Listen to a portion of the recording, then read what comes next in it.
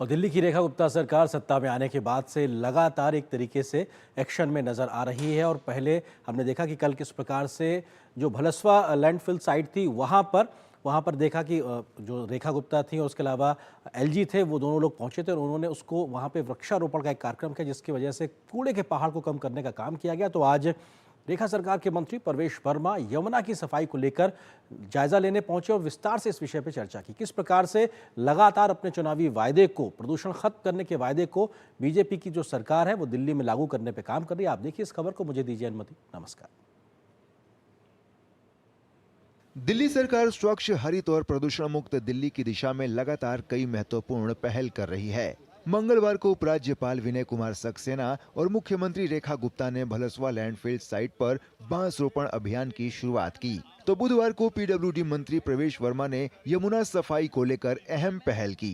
दिल्ली के पीडब्ल्यूडी मंत्री प्रवेश वर्मा ने बुधवार को यमुना नदी की सफाई का जायजा लिया। उन्होंने यमुना सिग्नेचर ब्रिज से लेकर ITO छठ घाट और ओखला बैराज तक निरीक्षण किया। मंत्री ने इस दौरान यमुना के किनारे हो रही सफाई और अन्य कामों का बारीकी से मूल्यांकन किया। उन्होंने अधिकारियों को निर्देश दिया कि नदी की सफाई में कोई कमी न रहे और जल्द से जल्द इसे ठीक किया जाए। सिंचाई एवं बाढ़ नियंत्रण का भी प्रभार देख रहे प्रवेश वर्मा ने कहा कि पिछले 10 दिनों में नदी से 1300 टन कचरा निकाला गया है। मिशन मोड में हमको काम करना है। सरकार के पास में पैसा भी है और सरकार के पास में पैशन भी है। पिछले 10 दिन में 1 दर्जन से ज़्यादा बैठकें हो चुकी हैं। उसके ऊपर हम IIT की भी हेल्प ले रहे हैं, तो बड़े बड़े जो है कंसल्टेंसी एजेंसी की भी हेल्प ले रहे हैं और ये आपको जल्दी से एक्शन आपको दिखाई भी देगा।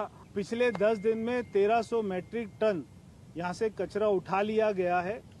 उन्होंने कहा कि हमारी सरकार का प्रमुख उद्देश्य यमुना की सफाई करना है। प्रवेश वर्मा ने यह भी कहा कि नदी में अपशिष्ट जल गिराने वाले 18 प्रमुख नालों के लिए सीवेज उपचार संयंत्र स्थापित किए जाएंगे। साथ ही मौजूदा STP की क्षमता बढ़ाई जाएगी। DDA की तरफ से यमुना रिवर फ्रंट बनाने की दिशा में काम शुरू कर दिया गया है।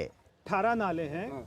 सबसे बड़ा उसमें नजफगढ़ जो नाला है उसमें इसमें जो है आता है, वेस्ट आता है, काफ़ी जो है मात्रा में आता है। तो सारे नालों के ऊपर में STP से उसको कवर करेंगे, उसकी कैपेसिटी को बढ़ाएंगे। और ये केवल आज की कैपेसिटी को नहीं देखकर, जो आज हमारा वेस्ट का जनरेशन है उसको नहीं देखकर, ये आने वाले 10 साल 20 साल में